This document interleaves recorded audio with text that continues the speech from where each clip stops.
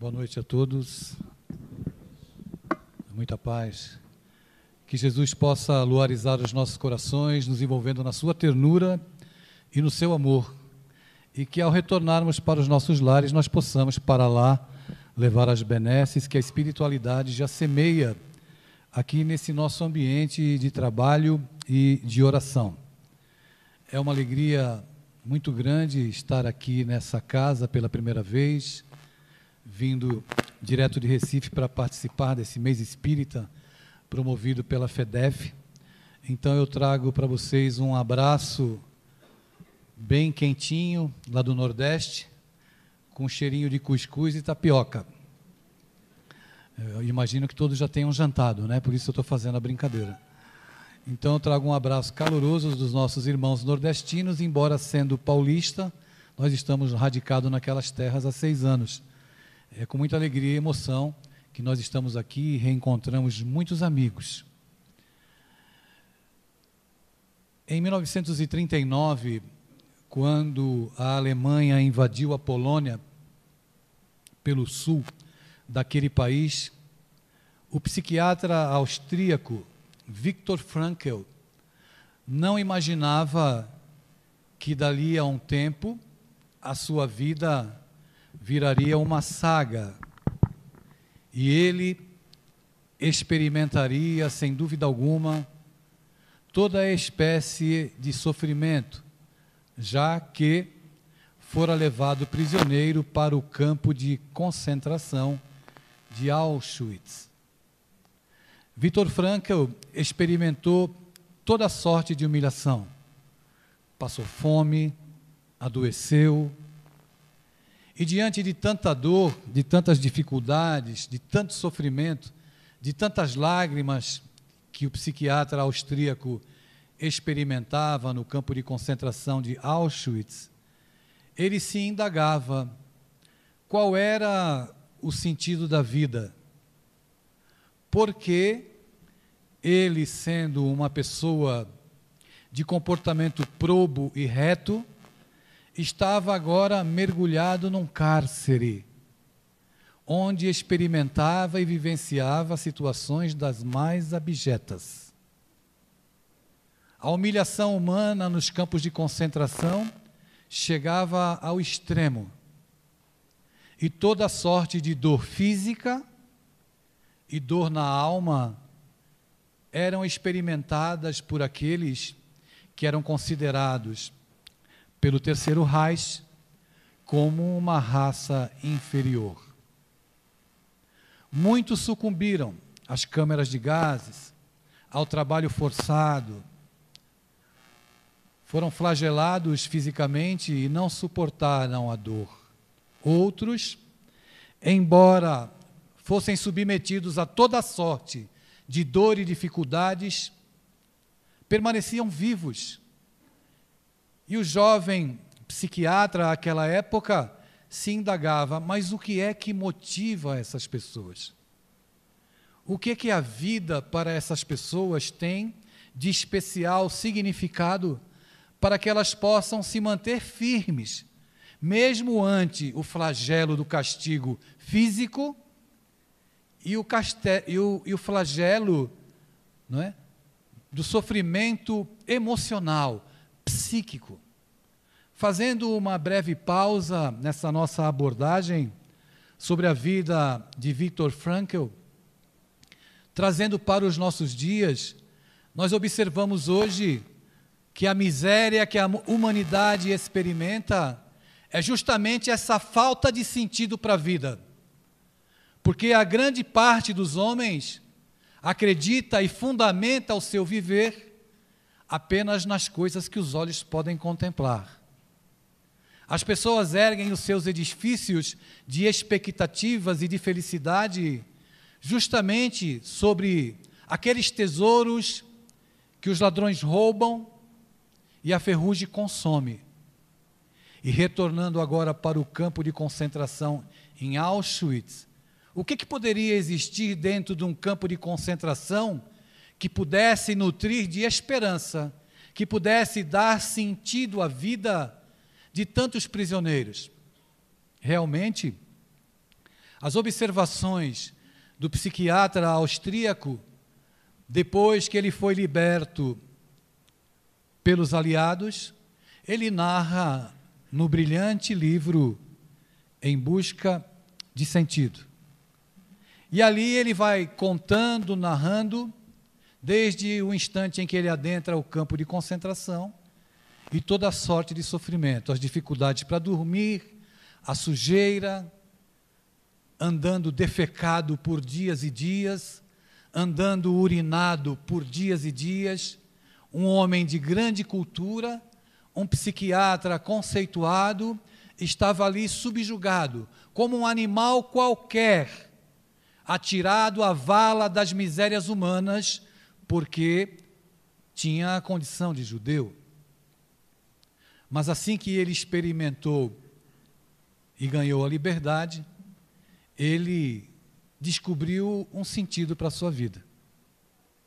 E rememorando os dias em que ele ficou trancafiado no campo de concentração, ele conclui que existia, para aqueles que resistiram aos flagelos dos 6 anos em que durou a Segunda Guerra Mundial, uma chama diferente, algo que iluminava aquelas almas e que fazia com que, mesmo ante os castigos, o trabalho forçado e a condição subhumana de pouca alimentação, de parca alimentação e de flagelo e de terrorismo emocional imposto pelos alemães, essas criaturas se diferenciavam porque elas tinham esperança.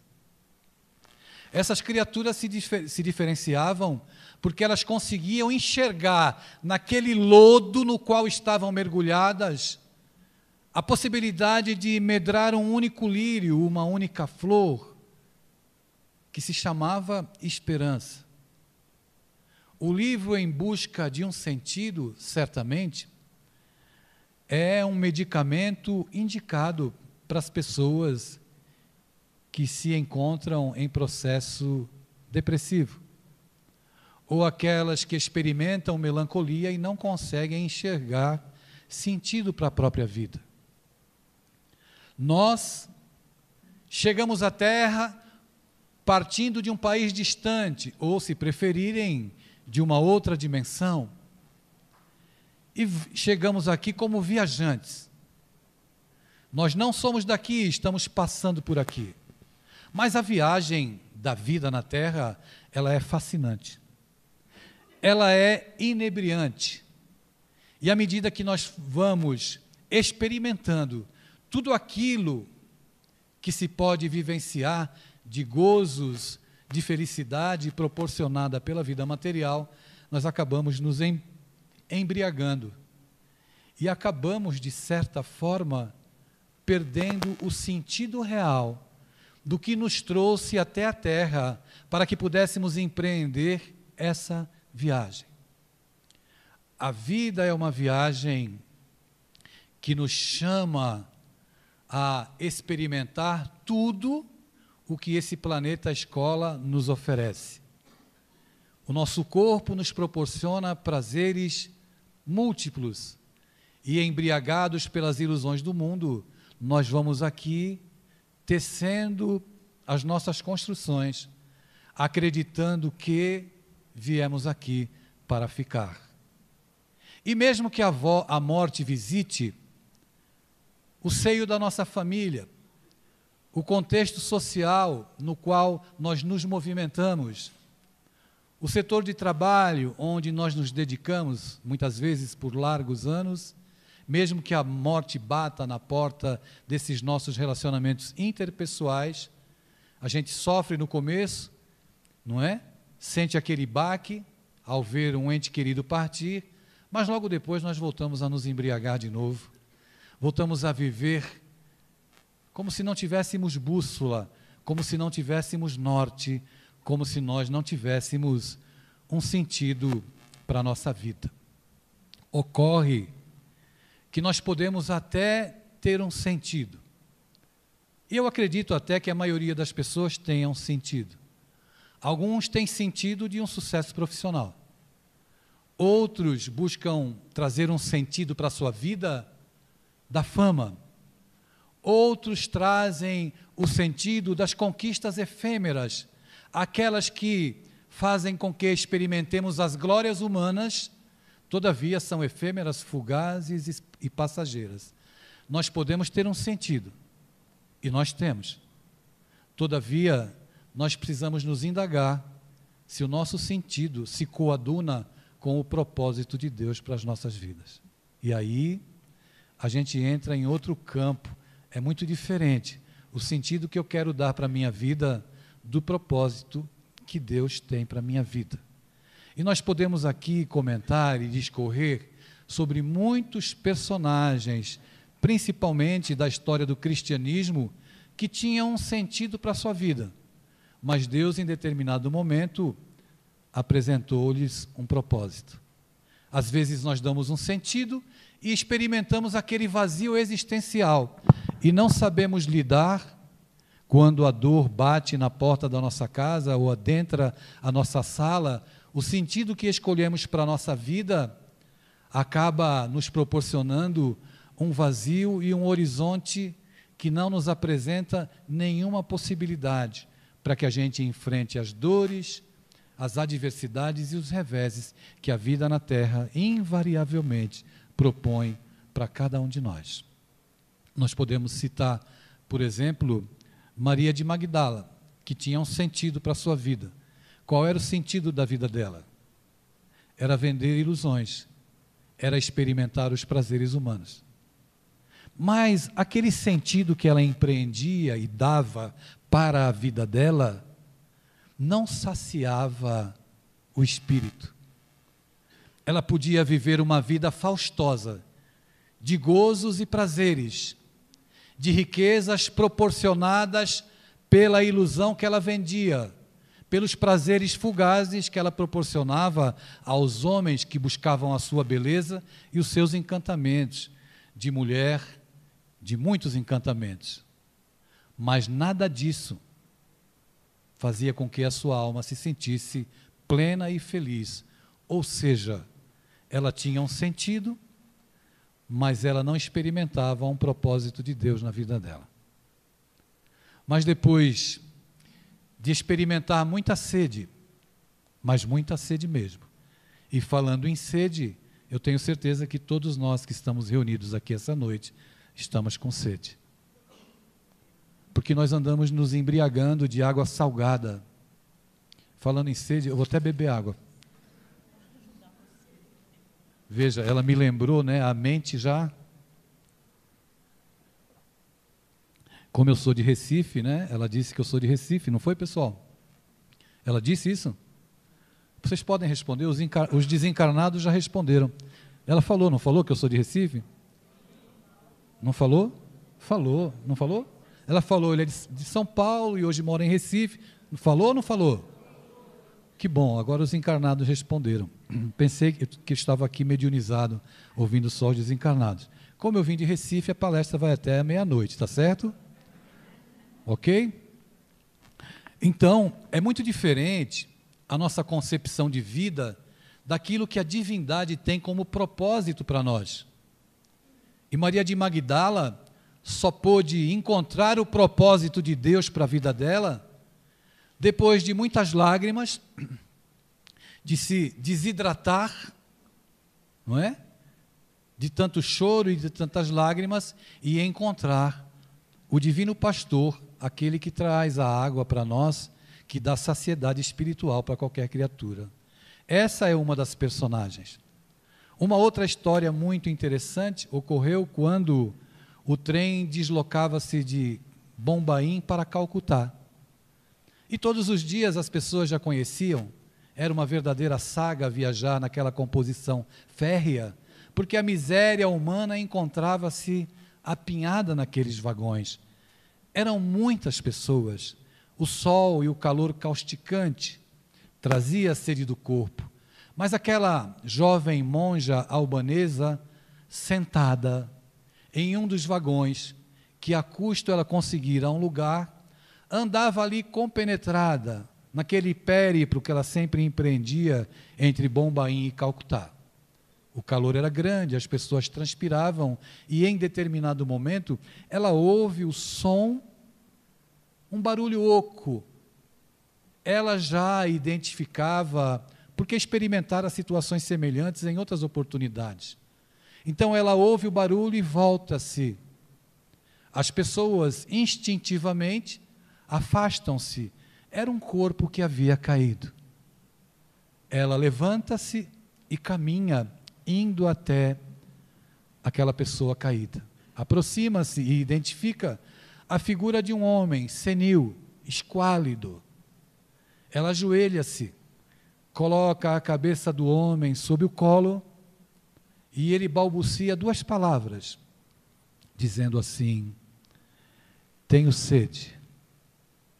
E quando ele diz e pronuncia essas 2 palavras, tenho sede, ela se lembra de um outro personagem, que há mais de 2000 anos atrás, já às vagas da morte, crucificado, diz essas mesmas 2 palavras, tenho sede.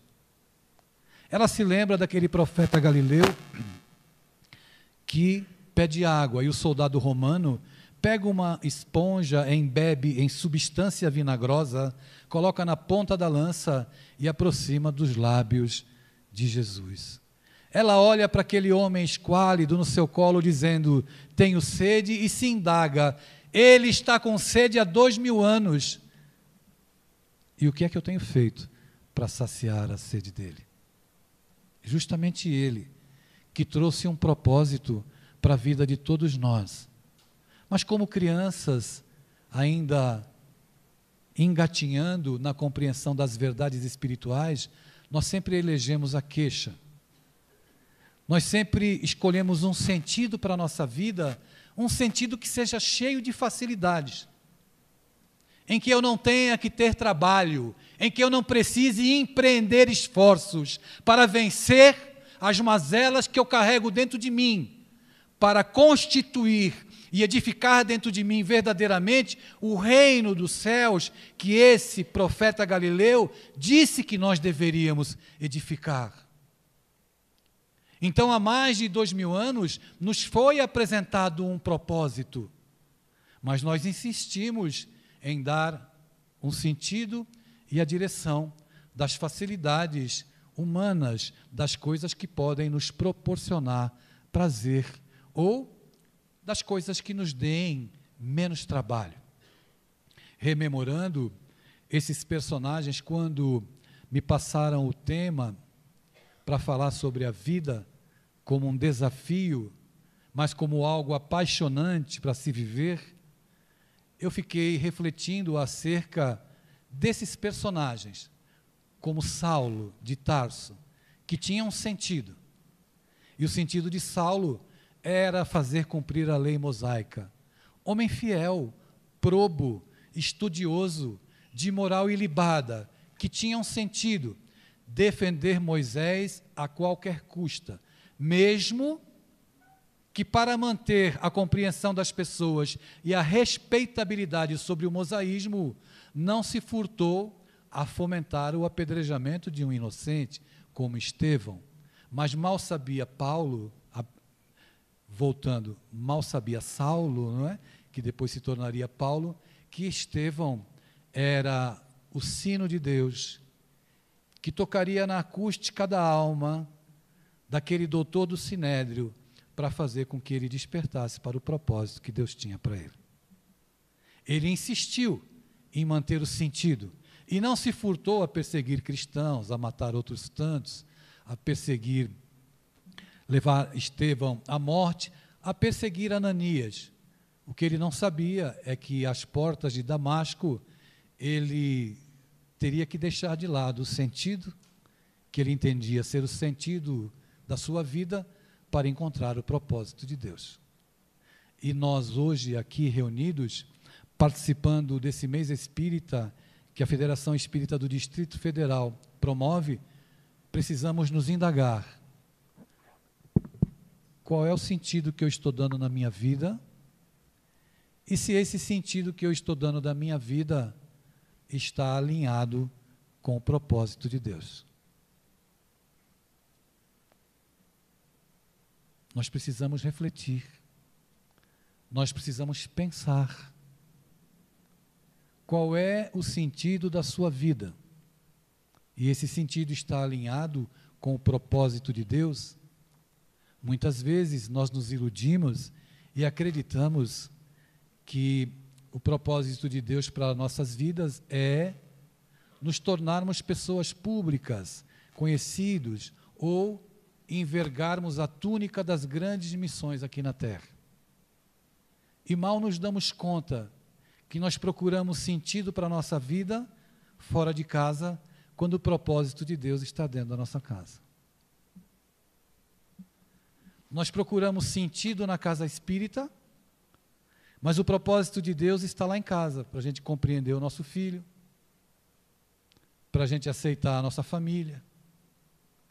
Nós temos olhos para enxergar as coisas mirabolantes. Nós temos olhos e compreensão para buscar tudo aquilo que é complexo. Mas nós não temos capacidade de enxergar que o propósito de Deus está no óbvio. E qual é o óbvio? É mesmo com as dificuldades de relacionamento dentro de casa, com a mulher com o marido, o pai com o filho com o pai. Lá está o propósito de Deus para as nossas vidas. O propósito de Deus para as nossas vidas não é passe. O passe ajuda no reequilíbrio aqui na casa espírita. O propósito de Deus para as nossas vidas, e eu posso vos dizer com muita convicção, é aprendermos dentro de casa a amar as pessoas, mesmo que a gente chore lágrimas e se desidrate por isso. Eu me recordei, enquanto estava sentado ali pensando, alinhando os meus pensamentos para poder conversar com os senhores e com as senhoras, eu me lembrei do médico norte-americano, o oncologista chamado Dr. Bernie Siegel. Existe uma palestra que eu faço em cima do livro dele. O livro dele se chama Amor, Medicina e Milagres. É um livro belíssimo. Eu estudei esse livro há alguns anos atrás e fiz muitas palestras com o tema A Influência do Pensamento na Saúde Humana, porque ele narra casos experimentados por ele, tanto em consultório quanto no ambiente hospitalar. E ali ele narra algumas experiências que eu gostaria de me reportar a uma ou duas, para mostrar que muitas vezes o sentido que nós damos para a nossa vida não está alinhado com os propósitos divinos, que é o que deve ecoar dentro do nosso coração. Então ele narra a experiência que ele teve com 100 pacientes com câncer. Todos os 100 pacientes examinados previamente. E para todos os 100 pacientes, poderiam existir e se desenvolver duas possibilidades de tratamento: o tratamento cirúrgico ou o tratamento psicológico. Então ele reuniu os 100 pacientes e disse assim: eu tenho para os senhores e para as senhoras duas propostas de tratamento. A primeira proposta é o tratamento cirúrgico. Todos aqui, se optarem por esse tratamento, já podem passar no consultório para receber as orientações, né, e os cuidados do pré-operatório. Mas eu tenho uma segunda possibilidade de tratamento a oferecer para os senhores e para as senhoras.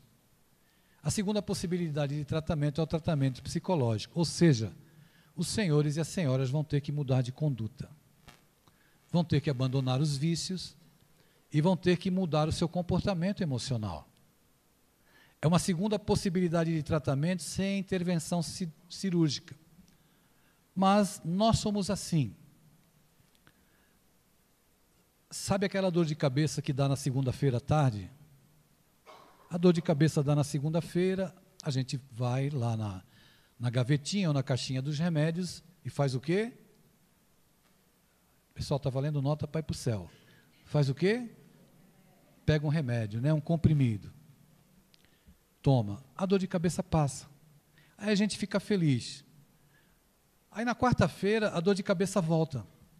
Aí a gente faz o quê? Toma um remédio.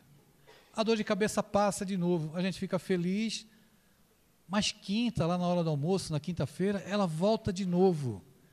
Aí a gente vai, toma um remédio. Mas a pergunta que eu gostaria de fazer é, a dor de cabeça, ela é o sintoma ou é a doença? Os desencarnados já responderam. Podem responder os encarnados agora. É o sintoma ou é a doença? O sintoma. Você tem um carro? Se você não tem, você já andou em algum carro e deve ter observado, em alguma situação da sua vida, em algum momento, que a luz vermelhinha do carro acende, né? Quando dá problema. O carro não sinaliza? Hein, pessoal? Pessoal, vocês querem que eu encerre a palestra? Tudo bem? Posso continuar, não? O carro sinaliza na luzinha vermelha. O carro fica com dor de cabeça. Mas aí, a luzinha vermelha apaga. E você pega e, não, está tudo bem, isso não é nada.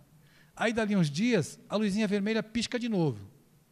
Aí chega uma hora que a dor de cabeça vem e não passa, e que a luzinha vermelha do carro acende e não apaga mais. Aí você faz o quê? Pega o carro e leva para a oficina, não é assim? Quando a dor de cabeça não passa, a gente pega e vai lá no médico. E o médico fala assim para você, olha, esse é um caso cirúrgico. Você está fumando ainda? Estou fumando. Você está bebendo ainda? Estou. Olha, você teria que parar de beber e fumar. Mas a gente pode operar você. Não, não, doutor, opera. Eu vou ficar bom? Vai ficar. Aí você vai e opera. Você pega o carro, manda trocar peça. Depois você fica bom, você tira o carro da oficina e vai andar pelas mesmas ruas esburacadas do vício e do desequilíbrio. As pessoas querem ser curadas, mas elas não querem curar-se. As pessoas querem dar um sentido à vida, mas elas não querem ter um propósito de Deus na sua vida, que é a mudança de comportamento. Percebe? Então você está dando sentido à sua vida, que atenda ao que você quer, porque invariavelmente o que Deus propõe nunca agrada a gente. Porque é sempre uma porta mais estreitinha, um caminho mais espinhoso, eu vou ter que abandonar alguns prazeres nos quais eu me comprazo. E eu não quero abandonar isso, eu quero gozar a vida. Até que um dia a luz vermelha fica acesa direto e não tem mais jeito. Aí a gente para e pensa, eu deveria ter atendido aos chamados da vida para que eu atendesse o propósito de Deus. Então a gente volta para Saulo, que tinha um sentido, mas não ouvia os propósitos de Deus que ecoavam em todos os cantos. Desde o momento em que ele adentrou a casa do caminho e presenciou a fala de Estevão, que falava de um Senhor compassivo, que falava de um Deus amoroso, falava de um Deus todo bondade e justiça, da boca de um carpinteiro que dizia que os homens deveriam amar-se uns aos outros. E o orgulho do homem do sinédrio falava mais alto, porque ele tinha um sentido, mas não queria escutar o propósito de Deus. Quando Estevão estava delirando já no colo de Abigail, depois do apedrejamento, que Abigail, em prantos, percebe que o responsável pelo apedrejamento do próprio irmão era o noivo, ela olha para o irmão agonizante e diz, ele é meu noivo. E Estevão, novamente apresentando um propósito de Deus para Saulo, diz assim, ele é um bom homem. Ele defende Moisés, quando ele conhecer o Cristo, vai defendê-lo com o mesmo amor, com a mesma intensidade, com a mesma dedicação. Naquele instante apresentava-se para ele, mais uma vez, o propósito de Deus para a vida dele, mas ele não quis atender. Ele preferiu separar-se da noiva, ele preferiu deixar de lado todos os sonhos que acalentavam seu coração de jovem idealista, que queria constituir uma família, porque o sentido que ele tinha para a vida dele era o sentido das honrarias humanas.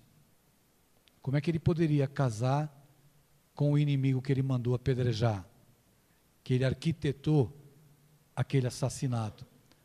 No nosso entendimento é assassinato, mas é Deus se apresentando e mostrando um propósito para a vida dele. Mas então ele parte, porque Abigail desencarna. Novamente Deus sinaliza, aí está um propósito para você. E ele não se dá conta dessa realidade e segue atrás de Ananias, até que literalmente cai do cavalo, cai espiritualmente, fisicamente, e o Cristo apresenta pessoalmente para ele. Esse é o propósito de Deus para a sua vida. Nesse instante ele renuncia ao sentido que ele dava e consegue finalmente enxergar qual era o propósito, para que a vida dele fosse inebriante, embora desafiante, absolutamente maravilhosa de se viver. Qual é o sentido que André Luiz deu à sua vida, enquanto médico encarnado na Terra, que gozava de uma posição privilegiada, mas que, inegavelmente, procurava sentido para a sua vida e alguns prazeres, tanto buscou prazeres que chegou ao mundo espiritual, depois de transitar 8 anos no umbral como suicida. E só no instante em que começa a receber as primeiras notícias, é que ele começa a perceber qual era o propósito de Deus para a vida dele. E nós poderíamos ficar aqui citando muitas situações, muitas pessoas e certamente até exemplos pessoais que iriam caracterizar que em algum momento a divindade sinalizou para nós um propósito, mas que nós preferimos dar as costas para olhar para o sentido das coisas que mais nos agradam.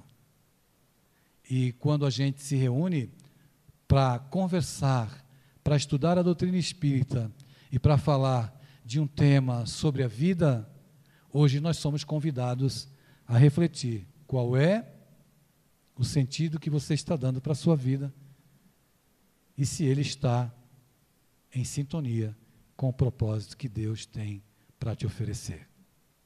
E nós, infelizmente, lamentavelmente, nos deparamos com a maioria das pessoas absolutamente perdidas quanto a um propósito sério para suas vidas. Eu me recordo do filme Alice no País das Maravilhas, em que Alice se aproxima do gato e pergunta para ele, e diz a ele que quer ir para algum lugar. E o gato pergunta, mas para que lugar você quer ir? Ela disse, eu não sei a direção. E o gato redargue, se você não sabe a direção, qualquer informação serve para você.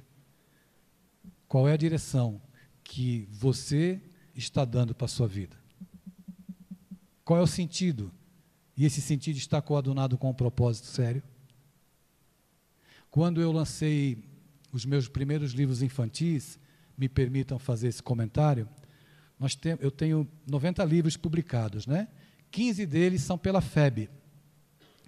E quando eu lancei os meus 3 primeiros livros infantis, as pessoas me diziam assim, porque eu tinha lançado livros para adultos antes.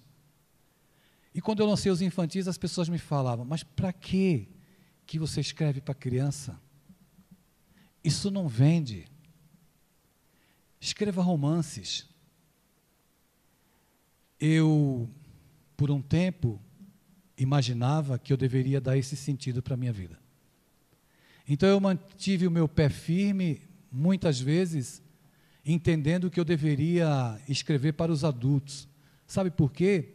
Porque eu via que as pessoas se projetavam e ficavam conhecidas. E eu estava iludido. E eu continuei a escrever para crianças. Escrevia para crianças como a minha neta, que depois se tornou adolescente. E aí eu fui procurar livros espíritas para adolescentes. Sabe o que eu encontrei? Nada. Não existiam livros espíritas para adolescentes. Aí nós escrevemos os primeiros livros espíritas para adolescente. Aí eu comecei a perceber, mesmo falho e imperfeito, que o propósito de Deus para a minha vida era que eu trabalhasse para crianças e para jovens. E aí houve uma explosão de trabalho e nós não paramos mais. E depois de quase 80 livros publicados, um espírito me procurou, chamado Luiz Sérgio. Eu lia Luiz Sérgio quando eu ainda tinha cabelo, veja quanto tempo faz. E quando o espírito me procurou, eu disse assim para ele: vai de retro, Satanás, porque você está querendo me iludir e me obsediar. Eu não acreditei que era aquele espírito. Até que, passando uma experiência mediúnica muito intensa, onde até com o Divaldo eu fui falar, esse espírito me disse assim: você escreve para jovens até onde você enxerga. Mas se nós nos unirmos, eu vou te contar e vou falar para você escrever aquilo que eu vejo e que você não vê. E aí, eu cheguei numa encruzilhada muito séria, em que eu precisava dar sentido para a minha vida. O sentido para a minha vida era atender o orgulho e a vaidade humana de que determinados livros publicados por determinadas federações, o escritor ou médium não pode se contaminar com certos espíritos. E aí eu tinha que escolher entre o sentido, não é? Para continuar transitando nas federações, ou o propósito que Deus me apresentava, que era produzir uma literatura realmente que fosse ao encontro do coração dos jovens. E eu refleti, e eu pensei, e fiquei muitas vezes tendendo a buscar o sentido da compreensão das coisas humanas do movimento espírita, que, na maioria das vezes, ainda tem muitas dificuldades de espelhar a mensagem cristã. Então, quando eu recebi o primeiro livro, Ainda Existe Esperança, eu que não sou bobo nem nada, posso ter cara, procurei um amigo meu, que é revisor da Federação Espírita Brasileira, chamado Saulo César, que é o responsável pelo projeto O Evangelho por Emmanuel. E dei para o Saulo e falei: Saulo, faça a revisão para mim. Ele falou: claro que eu faço, Adeilson. Eu tenho cara de bobo, mas não sou. Disse para ele assim: posso colocar seu livro como revisor, seu nome como revisor doutrinário da obra? Ele disse: pode colocar que eu assino. E aí nós publicamos o primeiro livro, Ainda Existe Esperança. 1 ano e meio, 2 anos depois, veio outro livro, Game Over, que explodiu no Brasil inteiro. Aonde quer que eu vá, casas e instituições espíritas implantaram cursos em cima desse livro. E agora, mais recentemente, nós lançamos na Bienal do Livro de São Paulo o nosso terceiro livro, em parceria com esse companheiro, que se chama Vossos Jovens Profetizarão. E para estremecimento, surpresa, espanto de muitos espíritas, Ivone Pereira participa desse livro. E o livro começa assim: uma assembleia no mundo espiritual, todo o público de jovens, jovens que se suicidaram e jovens que estão pensando em se suicidar. Quem era a palestrante? Ivone Pereira, que pode falar muito bem sobre suicídio e falar sobre o tema que o livro trabalha, que é mediunidade nos jovens. Eu aproveito para indagar aos senhores e às senhoras: aonde estão os adolescentes médiuns nos dias de hoje?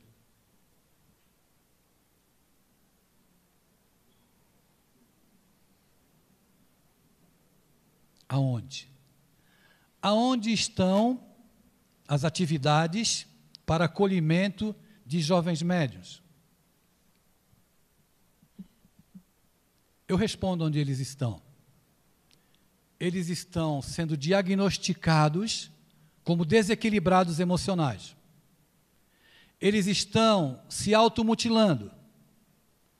eles estão se suicidando, eles estão entrando em choque direto com os pais, porque mesmo os pais espíritas acreditam que mediunidade só ocorre depois dos 21 anos, portanto, adolescentes e jovens não têm problemas mediúnicos. Nós precisamos começar a refletir quando nos deparamos com o número crescente de suicídios na adolescência, na idade juvenil, do que é que nós, que nos dizemos espíritas, estamos fazendo para atender essa demanda de dor que está batendo na sala da nossa casa.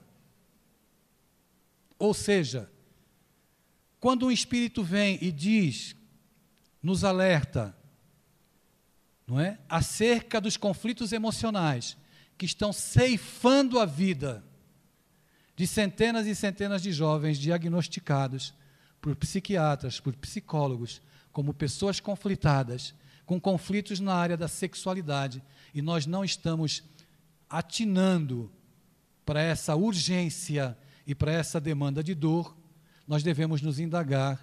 Me perdoem a contundência da fala, se nós estamos trabalhando dentro do Espiritismo ao encontro do propósito de Deus.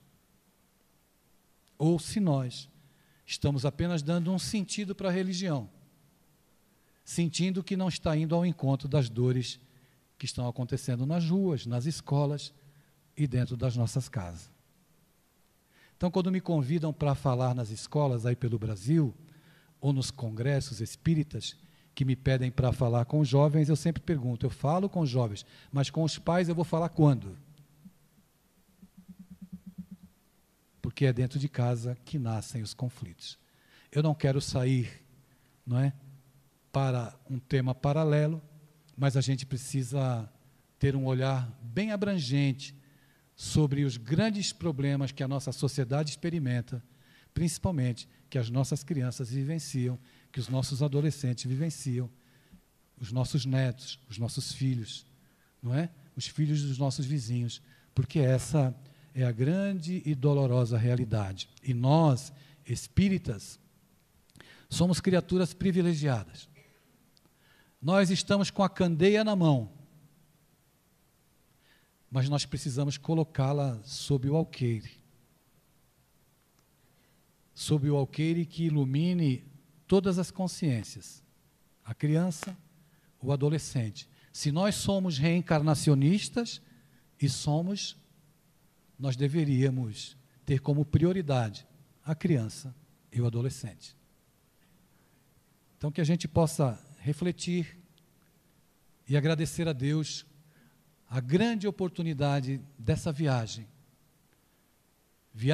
da vida, a grande oportunidade de vivenciarmos e buscarmos unir o sentido que nós damos para a nossa vida com os propósitos que Deus tem para nós. Como cristãos, evidentemente, o propósito de levarmos a mensagem do Espiritismo e do Evangelho de maneira pedagogicamente adequada para as crianças e para os jovens. Nós escrevemos um projeto que se chama Jesus e as Crianças. O Evangelho tem 28 capítulos. Então, eu fiquei orando e pedindo aos espíritos assim, meus irmãos, me ajudem a escrever 28 histórias infantis, uma para cada capítulo do Evangelho, para que eu possa ajudar as crianças na hora do Evangelho, para que elas não sofram as agruras de lerem os textos de adultos originais do Evangelho e elas não consigam ficar quietinhas, sentadinhas, porque não tem nada que interesse para elas ali, naquele instante da prática do Evangelho, porque não existe uma linguagem que vá ao encontro do coração delas. Em um ano, eu consegui escrever as 28 histórias infantis. Eu tinha dito até para os espíritos, quando eu terminar de escrever a 28ª história, podem me levar, porque a minha missão já está cumprida aqui na Terra. Eu acabei de escrever a 28ª história e já ajoelhei na hora pedindo, meus irmãos, não me levem agora, porque eu acho que dá para a gente trabalhar bastante ainda e fazer a mesma coisa pelos jovens. Só que como agora eu sou esperto, eu só escrevo um conto juvenil por ano, são 28 capítulos, não é? eu vou fazer quarta-feira 60 anos, então eu pretendo desencarnar com 88. Eu faço esse comentário com humor, porque é propósito de Deus, para você que é pai e para você que é mãe, se aproximar dos seus filhos. É propósito de Deus para a sua vida que você pare de gritar com o seu filho e comece a conversar. É propósito de Deus para a sua vida que você pare de falar e comece a conversar. É propósito de Deus para a sua vida que você pare de comparar seus filhos com os filhos dos outros. É propósito de Deus para a sua vida que você aceite os seus filhos como eles são, com as limitações que eles têm. Uns não sabem português, detestam, outros não sabem matemática. Mas eles têm outras potencialidades. É propósito de Deus para as nossas vidas que nós nos amemos. Para que a nossa vida seja essa viagem desafiadora e fascinante, é propósito de Deus que nós entendamos que o maior de todos os propósitos se encontra dentro das paredes das nossas casas, com aquelas criaturas que às vezes nós queremos fugir para Marte, mas é ali que está a nossa grande escola e a gente deve ter essa realidade muito clara. E quando você encontrar qualquer pessoa que te desafie, e nós encontramos essas pessoas dentro de casa, que nos desafiam.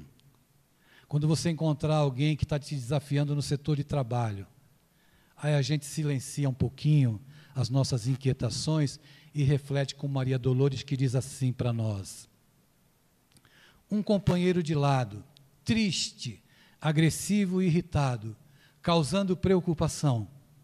É sempre alguém que procura consolo à própria amargura, pedindo compreensão. Se te mostra a voz de briga, dá-lhe em troca a frase amiga, que nada te possa alterar. Ou simplesmente irradia uma oração de alegria, que lhe atenue o pesar. Fitando qualquer pessoa que te injuria, perdoa. E auxilia mais e mais. Na multidão, no barulho, são tantas máscaras de orgulho, são dores descomunais. Ante os irmãos em revolta, saibas que estás sob a escolta dos mensageiros do bem. A dor no tempo varia, cada qual tem o seu dia. Nunca reproves ninguém. A gente se encaminhando para o final desse nosso encontro, eu agradeço imensamente a oportunidade a mim conferida. Estaremos à disposição ali para autografar os livros. Evidentemente que nós não temos os 90 livros, e eu estou triste porque os meus livros infantis não estão aí. Então, estão? Tem livros, chegaram os livros infantis. Então, os livros infantis estão aí, os livros... Ainda existe esperança, que fala sobre os bastidores espirituais das escolas e dos bastidores espirituais das reuniões de evangelização infantil e juvenil. Game Over, que fala dos bastidores espirituais dos vícios cibernéticos, né, da presença desregrada e deseducada diante da vida virtual. E agora, o Vossos Jovens Profetizarão, que fala das ideações suicidas e dos bastidores espirituais dos crescentes casos de suicídio, onde Ivone comenta muito acerca da mediunidade no adolescente, da mediunidade no jovem. Eu peço a Deus que nos ajude a encontrar um propósito para a nossa vida. Não se importe se nesse instante você passa por alguma angústia muito grande. Não valorize a dor que te visita, porque possivelmente ela é um convite para que você possa refletir se o objetivo que você está buscando, se o sentido que você está dando para a sua vida está de acordo com o propósito de Deus. A dor, quando chega, nos convida a uma entrevista com a divindade, mas, seja qual for o sofrimento, que chega até o teu coração. Não te esqueças que existe um Senhor compassivo. Maior que as tuas lágrimas é o amor que Ele tem por você. Maior do que o desprezo que você sofreu é o amor que o Cristo tem para te dar. Maior do que o diagnóstico que te traz angústia é o amor de Jesus que pode penetrar os teus dias e envolver teu coração para o enfrentamento da adversidade. Maior do que o abandono que alguém te legou, alguém que tu devotavas as tuas mais caras esperanças, maior do que esse abandono é a companhia de Jesus. E Ele permanece conosco como amigo fiel, apontando o caminho de um verdadeiro propósito. Que Deus abençoe os vossos lares, as vossas famílias, os vossos filhos, e que cada um carregue dentro de si o propósito de saber: você é o maior investimento de Deus na terra. Não se comporte como um alienado. Não abandone os talentos divinos. Não dê as costas para a vida que investe em você todos os dias. E mesmo que a dor esteja te visitando e os teus joelhos estejam se dobrando, existe um propósito de Deus para que amanhã você seja feliz. Muita paz.